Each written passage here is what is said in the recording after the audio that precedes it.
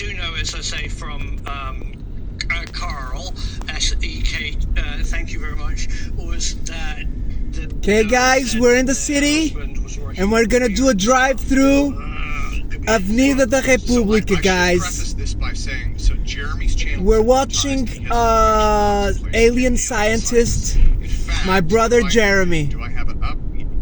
Let me put his website up. So, guys, I was gonna have if anybody is making donations on his channel, they go. I was gonna have APEC itself is.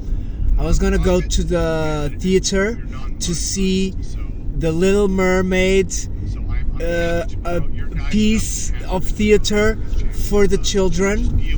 But when we arrived there, our baby could not go in.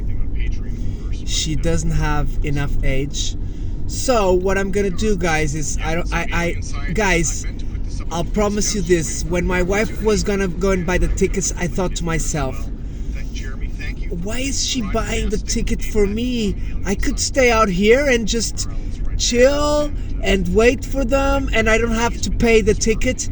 Okay, the ticket is like $7, so it's not that much, but either way, I don't know if I would go and have as much fun there as I am here.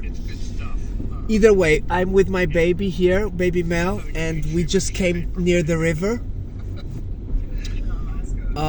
And we're gonna go slowly, and I just went to Burger King and bought a little hamburger, cheeseburger, and I have a sundae as well, a sundae. So basically, guys, we're gonna go. Okay. We're basically gonna go, guys, to the city. Now we're getting to the bridge. This here on my left is called Jardim do Morro. It's a garden. It's a big garden. Can you see? And over there, it's the river. We're gonna pass the river. Here on the right, it's a fort, and it has a church up there. So basically, we're just gonna go round and round and round. I'll make a beautiful video for you guys, and I'll start it when I arrive home. You'd be safe, mate. It would be perfect. You would not be affected. You know, but I mean, being more serious, this is part of the long and complex kind of hidden history, and there's Oh my God! Is there a road over there? Right? I think the JFK files reveal that. You know, so I don't know. I mean, part of the 21st century is going to be figuring out exactly what the hell happened in the 20th century. Of course. I mean, Jeremy, I don't know if you've come across this. I mean, you get to the point where you're feeling like you're pushing real kind of slightly tough boundaries. I certainly have been. Okay, do you see the people? They were looking at me like, what the heck does this guy want? Okay, this is the garden, guys, here on the left. It's beautiful. It's called Jardim do Morro, okay, guys? Beautiful. There's a lot of people here, you know, passing stuff, drinking beer, eating. The river is right on the right, guys. Okay, so there's some guy playing a band, guys. I don't know if you want to see, but this guy is here. Very good. Thank you very much. These guys are smart because they know that people will pay. Can you see the river over there? Nice one, guys. I like this. Guys, in the summer, it's like amazing to be here. Look, for the couples, you know, to come and have a holiday. Look at this spot, guys. And you have the river. Look at the moon over there. Look at that. Guys, up there it's the moon, okay? Up there. These ones are the lamps. The other one is not. Okay. James Barber thing was like. Sorry. And that was where I was beautiful. like, man, I feel really uncomfortable. Okay, we're going around the garden. It's called Jardim do Morro, okay?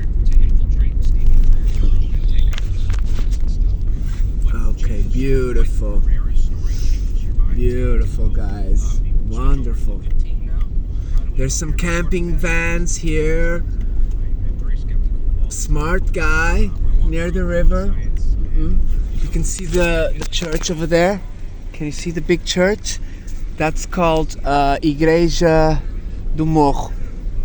This is Jardim do Morro, that's Igreja do Morro. Guys, okay, over here it's where the guys, the drug dealers are, okay? I don't wanna film them.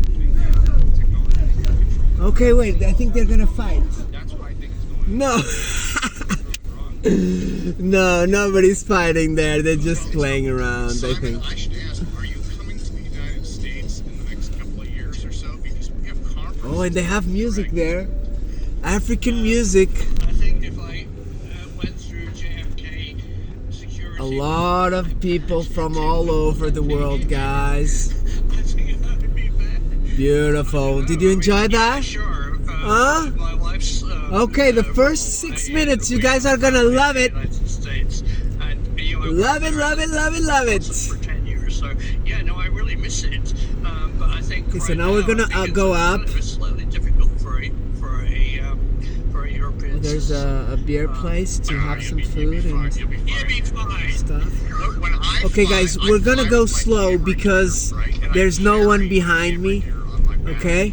And my- Okay, so my you're bag watching is the full of, metro? like, the camera and lenses and charging equipment and like God knows how much electronics. And the interesting thing about security theater in the United States is Awesome, they guys. never Beautiful ask city. me Did you about see it. near the Like, river? it's It's giant. party all the time, party all the time, party all the time.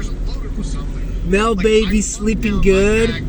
Beautiful. Oh, guys, I'm having a tickle on my feet. The feet that does the clutch of the car. It's profile. Damn. I worked at an airport, private pilot, and I used to hang out and actually be the desk agent at a small airport. And we got trained by for security. And the big. Okay, just stopping, guys, so I can put my shoe back. At the gate, they And, ask you, did you pack your own bag? Oh, the That's car a really behind, big he's on question. a That is the question. on a stop. Because, Okay. You don't look shifty. Say you did, because they The city life, my people. parking your car. This is the shitty life. Approaches the airport. The number plate is served. Who loves the parking? shitty life? While you're walking, the gate agent. Guys, who loves the shitty life, man? We all love the shitty When you go life. through TSA, if you're pulled, it's because somebody in chain. Oh my god, I don't know, I don't really like the city life, guys. It's good, there's a lot of people, but there's a lot of people in my little hometown as well. They're interested in bad people. Yeah.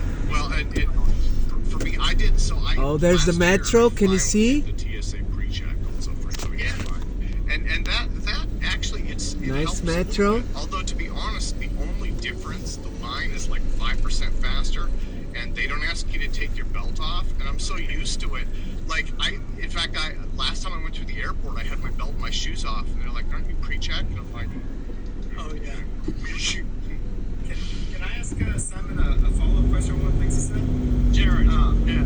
So you mentioned in Europe that there were scientists that were killed in addition to the working scientists. I was wondering if you Careful, could motorbiker. specifically, as far as I understand, our code guys, it seemed like Don't go dangerous, please, on us. RF, electronic control measures, countermeasures. I was wondering if any of the European scientists also fell in that same niche category, or if they.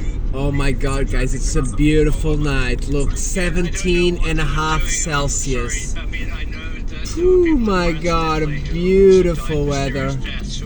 Loving it, Loving guys. Loving it. Yeah, it makes sense that it was definitely a military physics project that they were all working on. As I say, my inside information is that it was pretty deliberate. So the coroner said that some of the suicides were farcical. You know, a human couldn't do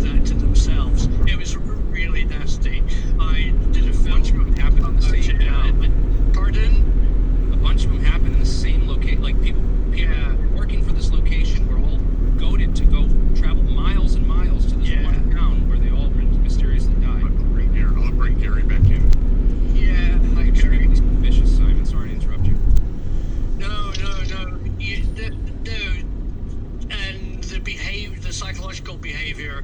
I really worried that whoever it was that had really a very strong way of influencing people's thought process. It seemed that they could have committed suicide if they somehow were persuaded. They were put into a mindset where they did kill themselves. And what technology would that be? It's like, don't turn that one on. I worry about that. I mean, we know that we can affect the human brain in nasty ways, and certainly. I don't like to party all the time, party all the time, party all the time. Party all the time, party all the time. I don't want to. So what's happening now at Rendlesham is really interesting. It's now a business park. They closed down both the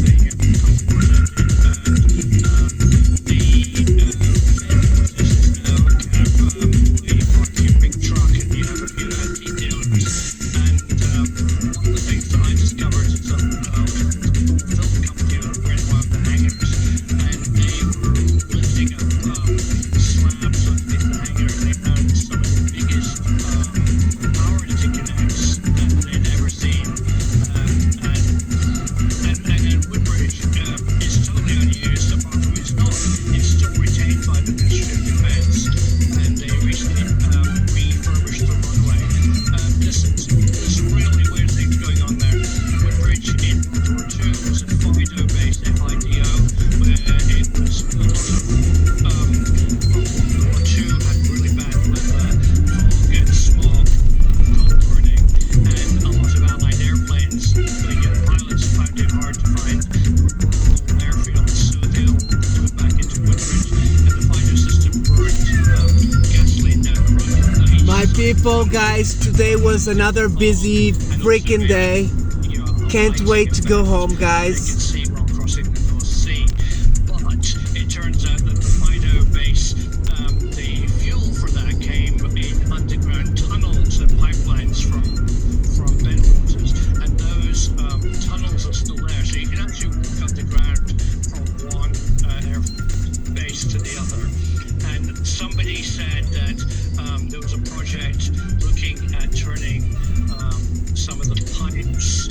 Well, this is probably rubbish, but they were saying that the pipes were looking at the same diameter as waveguides. Was it possible that they were utilizing the fireworks as waveguides?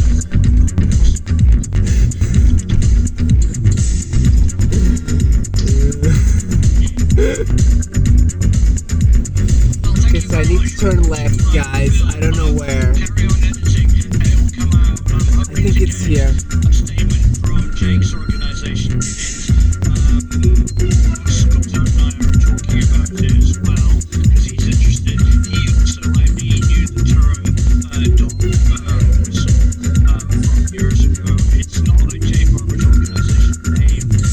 The concept of actually calling UFOs has been around for a long time. I mean, as I said, if you remember the Calvin Lights music in Close Encounters,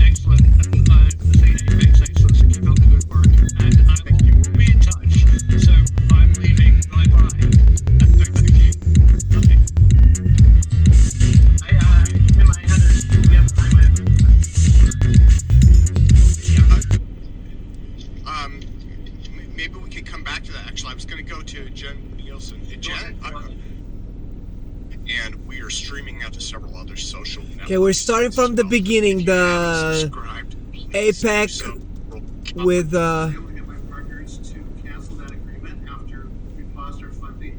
So oh, thanks to my interesting. Oh, it's been freaking long. partners. This is just a screen snap, and it's probably an eye chart, but we're completely off base. Okay, let's start where Professor Holland Jerry, starts. Thank you so much. And then I have you on the hook to come back for our next conference as well. Right. There we'll be talking about some different techniques for generating gravitational fields. So this is more on the DC field side. Okay, guys, so now we're gonna go. We're waiting for Well, Gary, thank you again. Thank you again. the bin, the guy from the bin, you know. Get his email up. Okay, I think you can do this.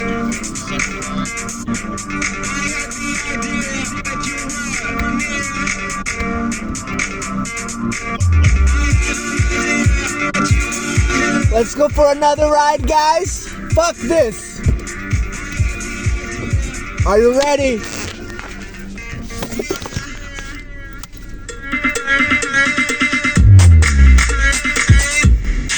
Just do this, do this, do this, do this.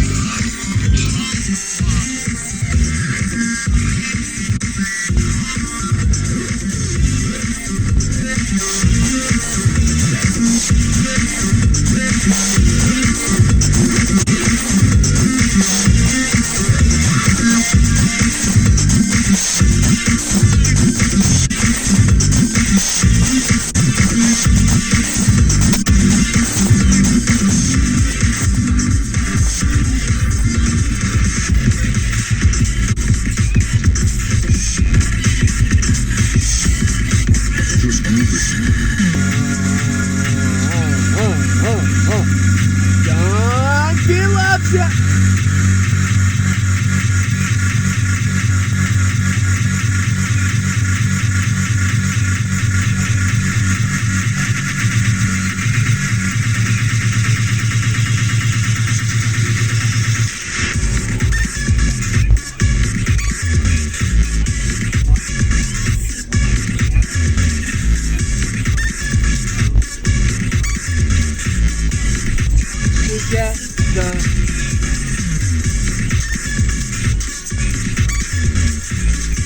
John P. in the mix.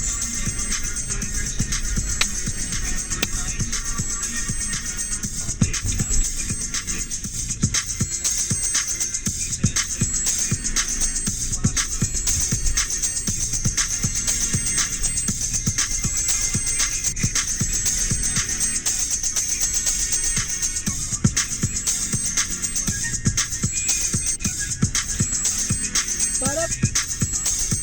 Ba-da. Ba-da. Ba-da. Ba-da.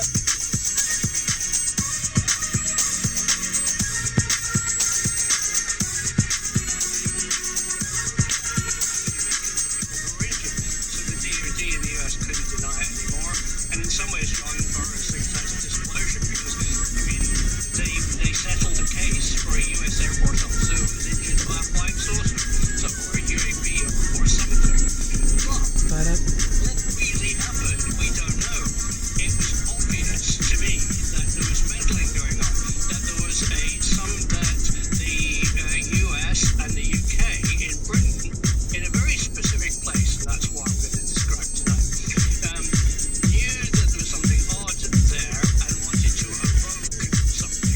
And just this week, and this is what I've been working on, Roscoe Stern and I have been working with Jay Barber's organization, Ba-da. and they mentioned to Ba-da. us this Okay, we're not gonna go to the bridge just now, guys, okay? immediately I heard We're gonna go round. I have been avoiding using that term for 3 years because I was worried about it.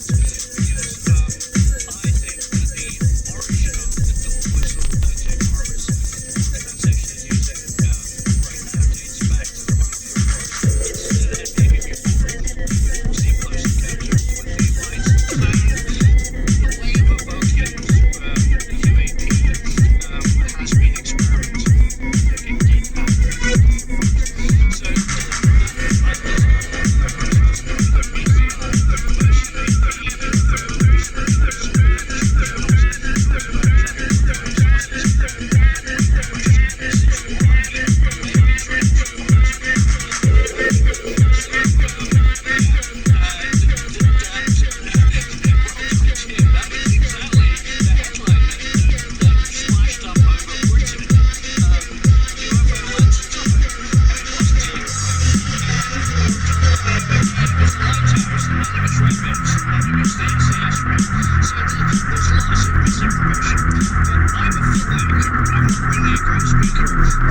some burkas over there. possibly arrange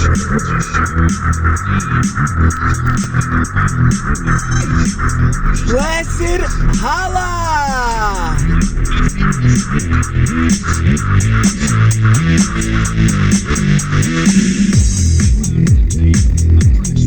Get the groove, my people!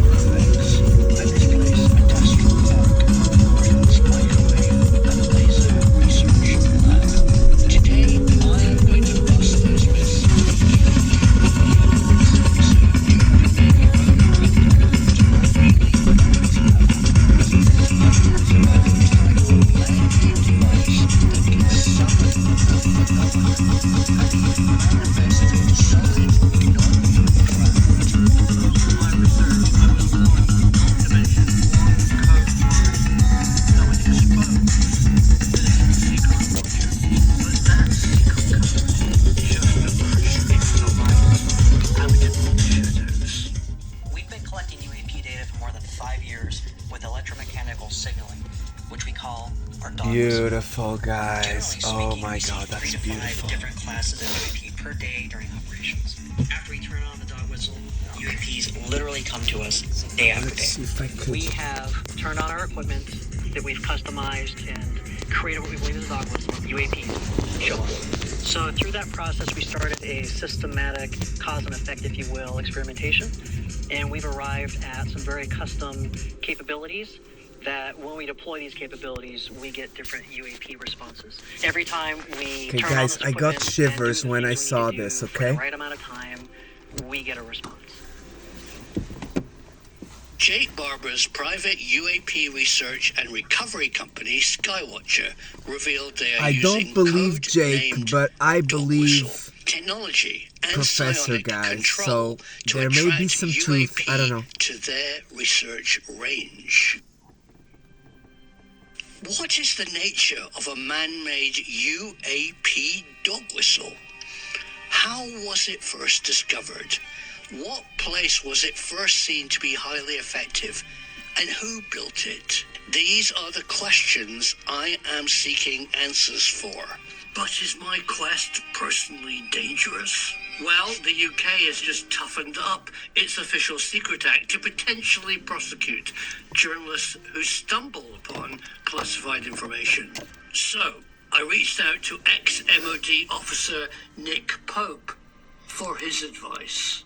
You and I both know a lot more about what happened in Suffolk in 1980 than we're actually admitting. I'm actually a little worried because I actually know quite a lot more than a lot of people realize about the capabilities of bases in Suffolk. I've actually been quite shy from mentioning things like non-nuclear EMP devices and things like that because it seems to me that it's still quite sensitive. Would somebody on YouTube get into enormous trouble? Okay, sorry, Simon. I paused it for just a sec. Was that all that you wanted me to share? Yeah, that's a good place to start. I I got a response from the MOD after I talked to Nick. Nick advised me to talk to somebody, and their response was hysterical. Because you're still editing. It went into the still editing part. I could kind of tell. Simon, that's amazing. That was like movie quality. That was movie quality. I did that in the last couple of hours. It's got a lot of stock shots and that needs to be better. But I mean, it's. The story is good. I mean, the story is, it's the real story. It's not 100%. I mean, I don't really know. I'm not part of the MOD or the DOD or what actually happened, but I've met a lot of people. I know people who work at those labs. I know what they were working on. And I know quite a lot about what happened before the event where equipment was set up to do something. There was certainly a evocation by humans in the Rendlesham area on purpose. What happened next, what they evoked and what actually occurred and why those, it definitely was highly strange. It wasn't just plasma and lasers. It was certainly something extremely exotic appeared. And the other thing, Tim, you'll be interested in, nobody knows this because nobody has dug into it, is that everybody thinks it's near Bentwaters, but in fact it's near the twin base, which is called Woodbridge, which was secretly Britain's biggest nuclear weapons store, and nobody knows that. It was right over the weapons store. There's a concept called forward bases, where if the US gets taken out and they have no way of retaliation, they put large country-killing nuke bombs in allied countries, including Britain. And because they're secret, Britain doesn't need to know, so British population didn't need to know, and they're dual key. That's the deal. And there's quite a few countries, I don't want to name them, who have forward nuclear weapons. There was a bunch of Woodbridge, they're no longer there. They've been moved to Scotland. But that concept was, and underneath Woodbridge, which is one of the most interesting bases in Suffolk, in England, was an awful lot of nuclear stuff. And this is where the UAPs appeared. So what happened? We don't know. But they were meddling with something. Amazing. Well, so you gave me a bunch of slides, but you went through all those in the video. Yeah, the slides were. I mean, I made the movie instead of the slides. But I mean, the slides are kind of interesting because if you don't know Suffolk, I mean, it's about 100 miles northeast of London, and it's very close in a way, but it's also rural. There's nothing there apart from defence laboratories. It's quite near Cambridge.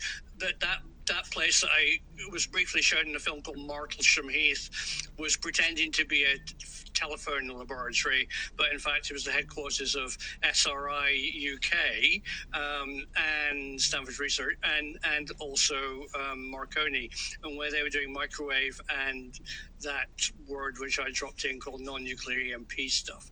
So, I mean, and then Orford Ness was fantastic. I mean, Orford Ness was where Robert Watson Watt was given the stolen plans of Nikola Tesla's death ray, and then went on to said it didn't work.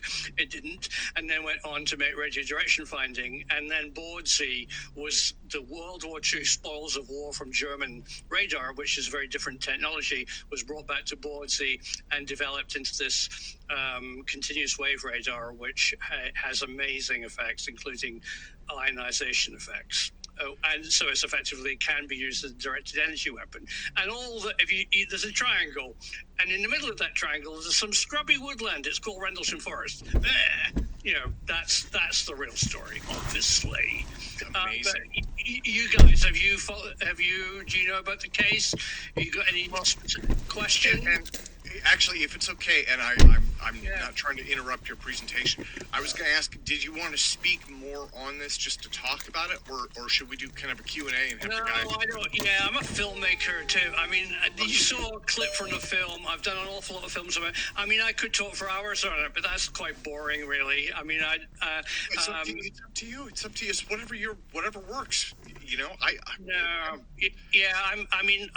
I'd quite like to answer questions, really. If anybody's got anything. Before anything else, we need to give an enormous applause to Mr. Simon Holland. You're very welcome. And Simon, let me apologize for the chaos. I had slides in the last minute video and all that. No, it was my chaos. I imposed it on you, Tim. Thank you. That video is amazing. I was watching that. I'm like, oh my God, this is like movie quality. You're saying you put that together in like 2 hours? Yeah, I thought I sent you the slides about 6 o'clock, which was about 3 hours ago, and I thought, I'll just make a film. That was like movie quality. I mean, that was like. I've been working on the idea for a week, but 2 hours ago it was black pictures and audio only. It was me talking into this microphone, and I thought, I should put some pictures for Tim, and that was it. Yeah, that was amazing. Well, let me open it up for the guys then. And again, yeah, what do you want to know? I mean, hi. Yeah, well, Jared, go for it. Jared. Simon, right off the bat, just phenomenal work there. Especially the fact that you can put that together in 2 hours. Phenomenal work. My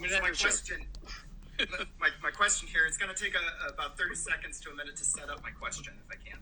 Do. So for the Rendlesham Forest stuff, there was some questionable / suspicious information that came out about it from Peniston in the mid-2000 to 2010. He comes out and he's like, oh yeah, by the way, after I touched it, there was a download, and then a couple days later I'm in a hotel room, and like I wake up in the bathroom and I've written down like pages and pages of binary code, and then in 2010 or something it finally gets decoded, right? So setting that up, the code that came out of that, the ASCII code that people decoded, had like this list of 7 GPS coordinates with the last one saying origin and year 8100 or something like that. It was really weird, random stuff. So this is where this gets really interesting.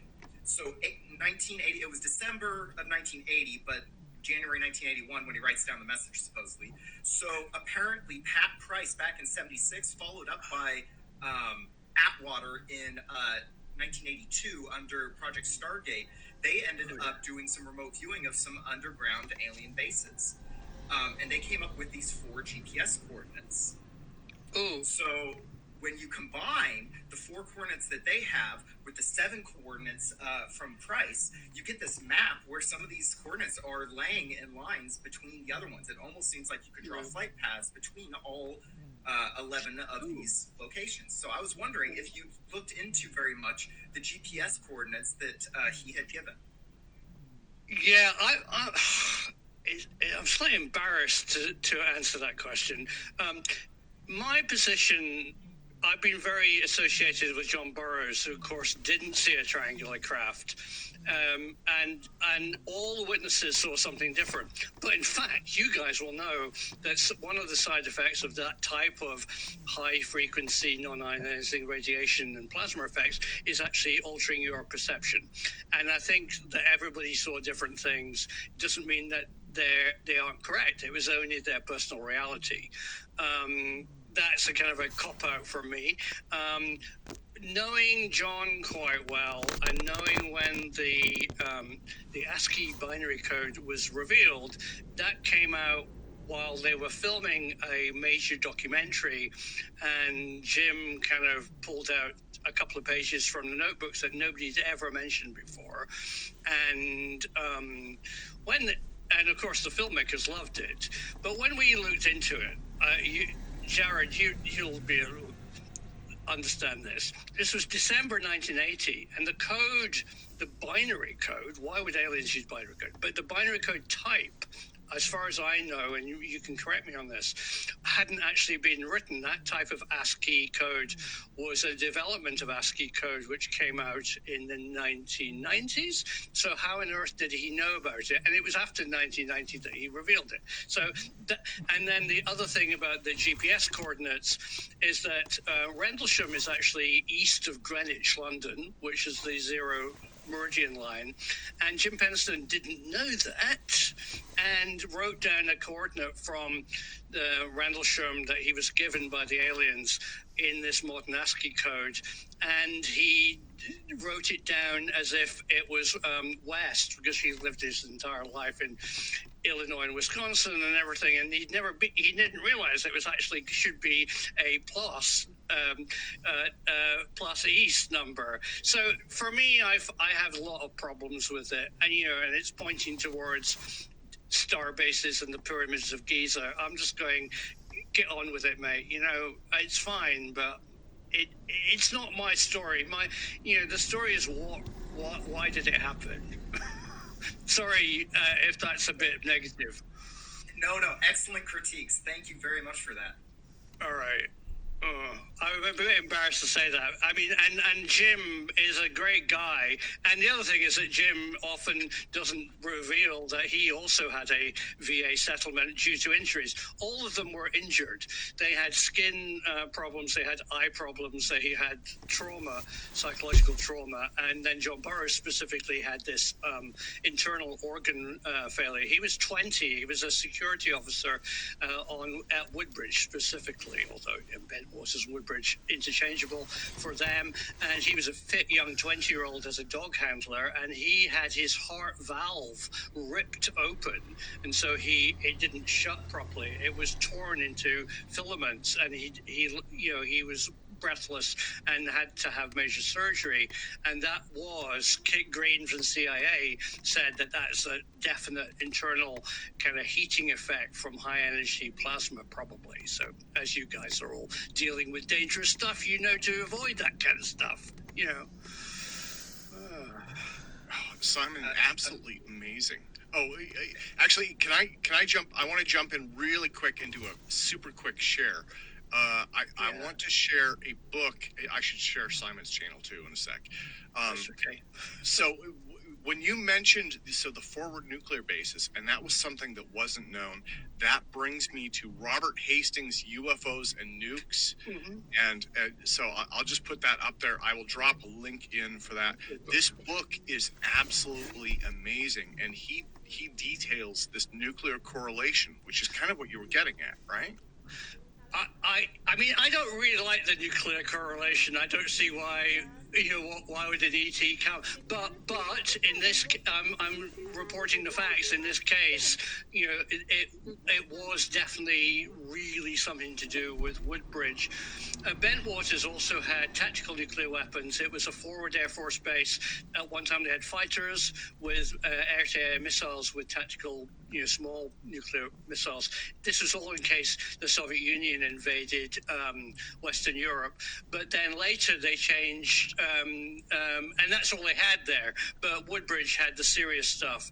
If you go to Woodbridge, you can see where they kept the in a sandier way of having a safe way of storing John P. loves you. Hydrogen bombs. They would have a store for the bombs, and then they'd have a store for the core, which and those core What do you think, stores are guys? still there, and that was part of this forward base. Enjoying the which is talk? moved to Scotland. He's really But good, yeah. guys. So yeah, there was a nuclear connection. People have reported at the incident that some of the effects they saw seemed to be hovering or shining lights down onto the sensitive area. I mean, Woodbridge was a hell of a tight base. They had triple fences with dogs between, and shoot to kill. I mean, British people didn't know what was there, but if you wouldn't want to stray into Woodbridge.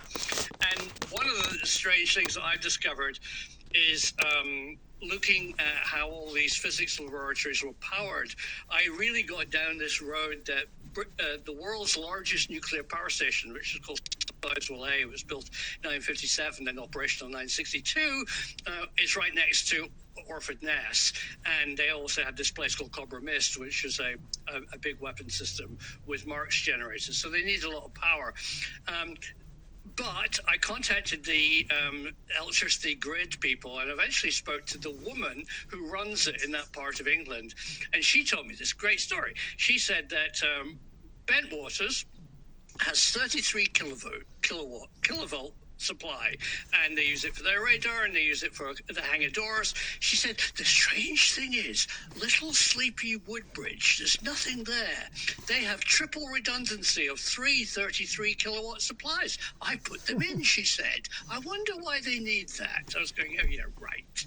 So they had real triple redundancy there. Woodbridge is the answer. It also is orientated in a way which is somehow weird. I've yet to get to the bottom of that. A lot of people have been telling me you should look at where it's pointing. I don't really understand why. But yeah, thanks, Tim. So these are recent films that I've been working on. Earth Spin Generator. That was a good one.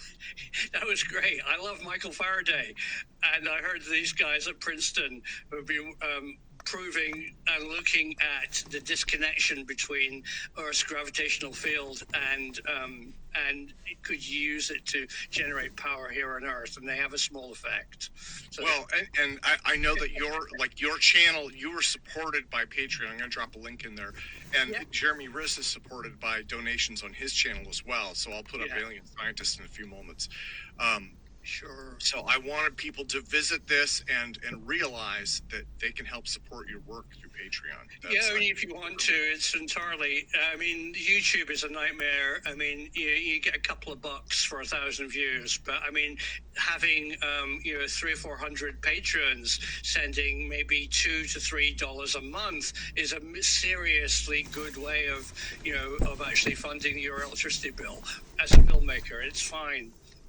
It's much better than the YouTube model. As you would know, Jeremy. Definitely. Okay. Yeah. Again, Simon, thank you so much. Absolutely amazing. So, Jared, I think you had another question. Did other folks have questions? Or yeah. First off, I love how you were able to connect and triangulate the thing between those three SRI places. Like that is just fun. I do have another aspect though of the graph itself. I was wondering whether you could critique that. So supposedly there was like hieroglyphic symbols on there that people have tried to decode 15 ways from Sunday. I was wondering, aside from the binary stuff, which sounds like it's bunk, the hieroglyphic stuff, is that also bunked? And is there maybe a little bit more credibility to give to those, or? I stick to my point that Jim Penston's reality is Jim Penston's reality. I mean, John Burroughs is right next to him. He didn't see a craft. John Burroughs got wrapped in the phenomenon, and others, Ed, who was there, didn't see it. And then later, and it only stayed there for a short time. There definitely were triangular marks in the forest, and there were kind of broken branches and burn marks. I mean, it's possible that something was there.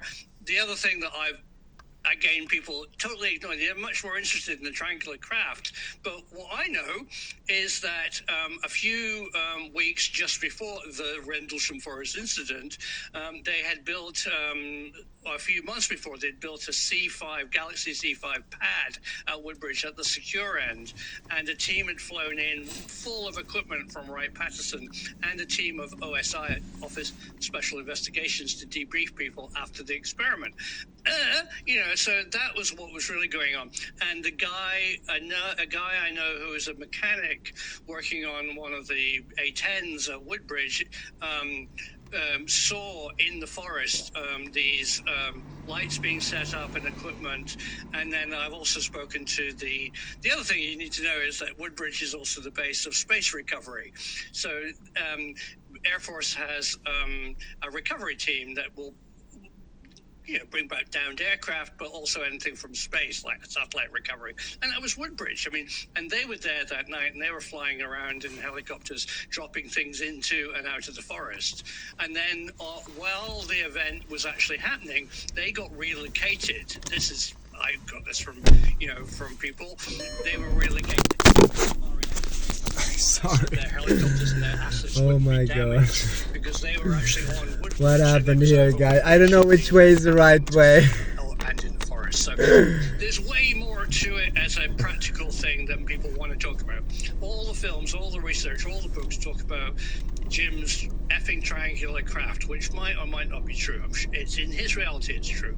It might have hieroglyphs, it might have ASCII code, it might, whatever. But that's not the story. The story is, why is it Woodbridge? Why is it Rendlesham? What was round there? What were SRI doing? What was the other thing is, it's 1980. It was the Cold War, and Britain had just got a new Prime Minister, Margaret Thatcher, and a Defense Secretary, Michael Heseltine, who were desperate to get American money. And they were saying, oh, we've got British physics, come and look at it.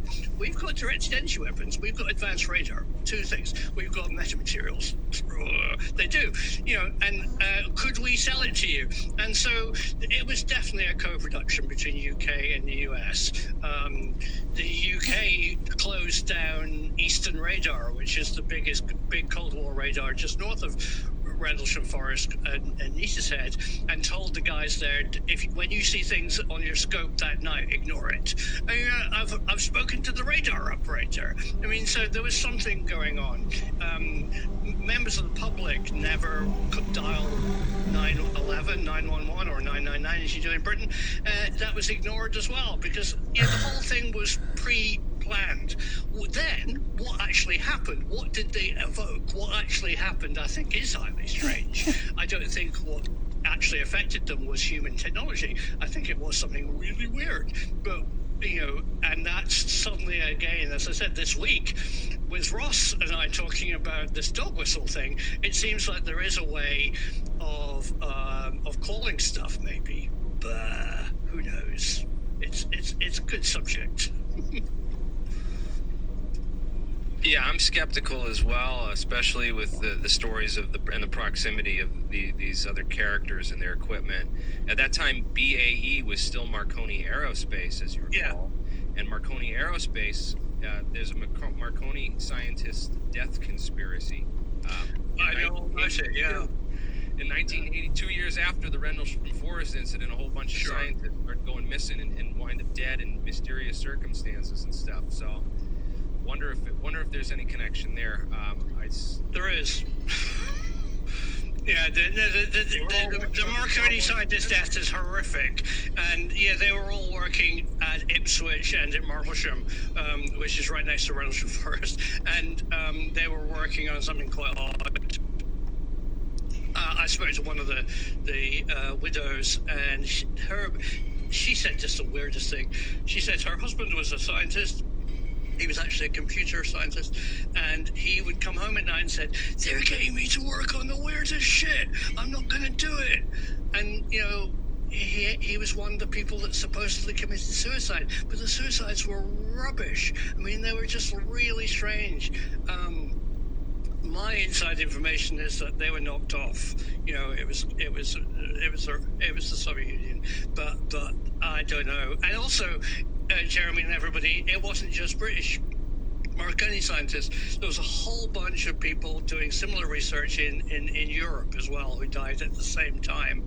There was a wave of science deaths. Fascinating. Yeah, there's so much is wheels within wheels. But the thing that gets me is, and again, I know that you're not a giant fan of the nuclear correlation idea, but man, that jumps out. What got me about that was, for me, when I started researching it, especially here in the United States, right? Because that was where Robert Hastings, I think, focused primarily. I mean, it wasn't just. It wasn't just nuclear weapons storage. It was like nuclear processing, refining, the whole 9 yards, as well as medical facilities.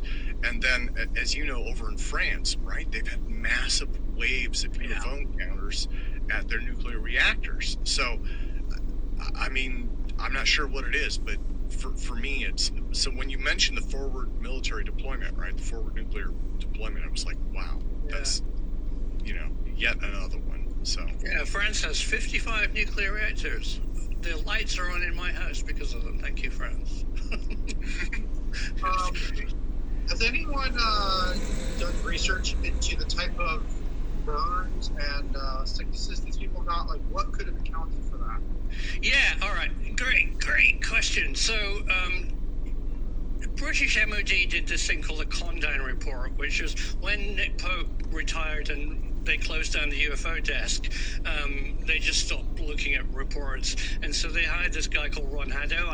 He shouldn't tell you his name, an MOD officer who with a physics background, and he wrote this report. And in the report, Mark, there's a tech lookup table done in, I think, Canada. There's a Canadian reference in the 1970s where it's the exposure of humans to all levels of non-ionizing radiation, radio frequencies, radar, standing in front of a radar dish, and then way up, they must have done it with, I don't know how they got the information, and there's a correlation between internal, external, sunburn, eye burn, and a lot of concentration on psychological effects of how it makes you feel at different frequencies, which definitely seems to be what happens.